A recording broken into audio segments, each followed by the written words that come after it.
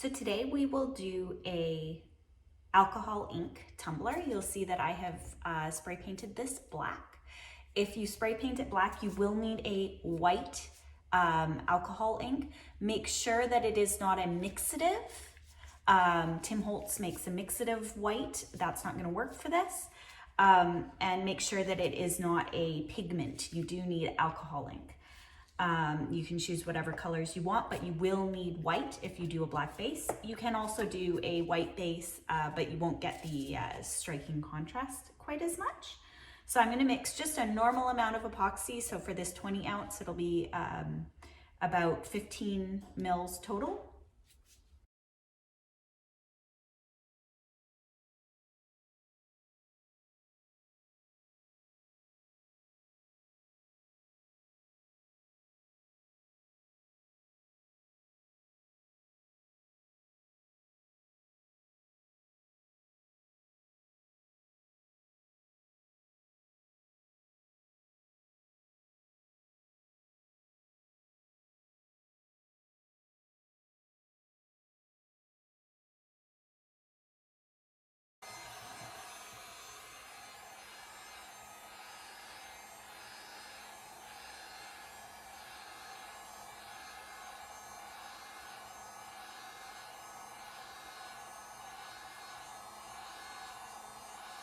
All right, so I've heated the cup up a little bit so the epoxy is moving.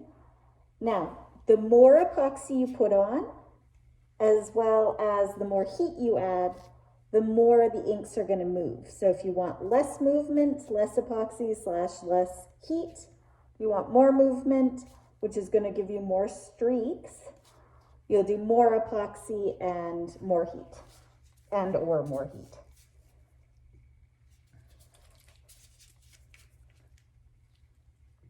Start with a little bit of turquoise. As you can see,